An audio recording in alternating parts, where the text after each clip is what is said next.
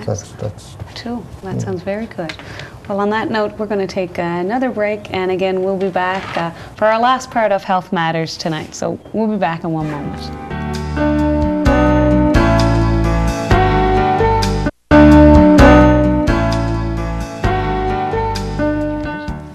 And again, we're back again for our last part of our show tonight, stroke and blood pressure. Our 2 guests doing a fabulous job, both their first time on tonight, and I told them no need for them to be nervous. They both know this topic very well and doing a great job. But a few more questions before we're done. Gary, you were saying about being back to work, which you can kind of determine yourself depending on your body, 1, 2, 3 days a week.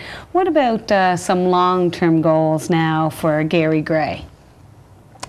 Well, I tend to be more short-term goal orientated, depending again on what my body will allow, because I can't overextend. From my body dictates to me what I can do and what I can't do on a day-to-day basis. So my long-term goal really has been the same from practically day one. It's to be the best that my body will allow me to be, and to continue to improve. I was told when I first had the stroke that I probably had maybe a 6-month window of improvement. To live? Of improvement. Okay. No, from a living point of view, that first night was, if I made it through the night, they figured I might live. 24 hours were critical. Yeah.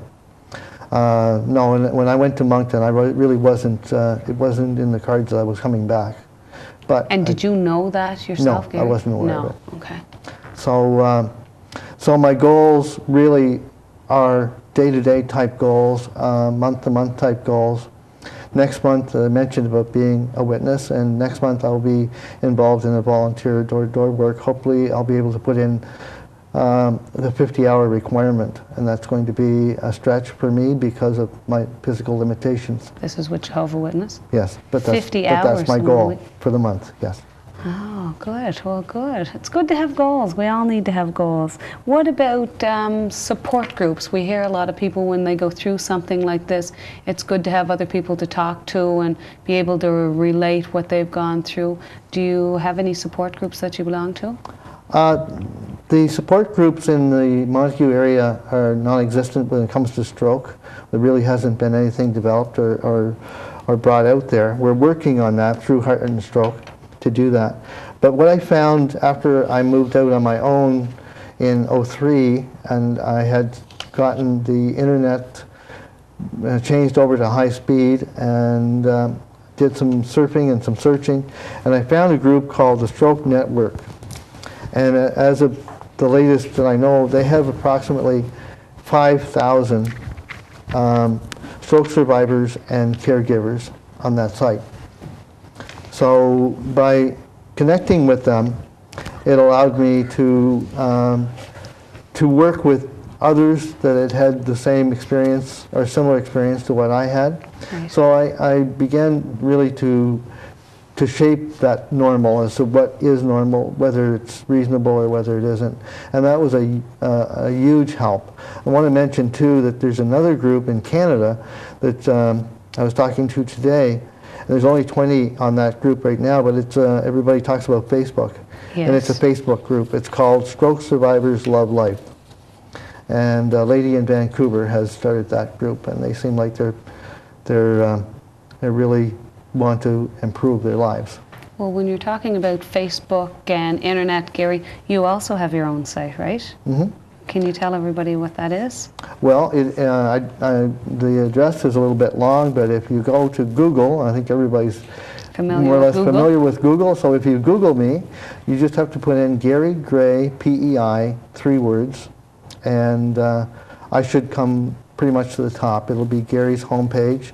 You can go to Gary's homepage, and from there you can get the story of my stroke, background on myself, and also links to some blogs and so on that I've been working on. So. Well, I was looking at that site, Gary, today and yesterday, and going to the other sites, and some things I noticed from that, and I'm sure, Karen, you can tell us about this. If someone is having a stroke, you hear tell of STR, right? Can you tell us a little bit about that, what those signs are?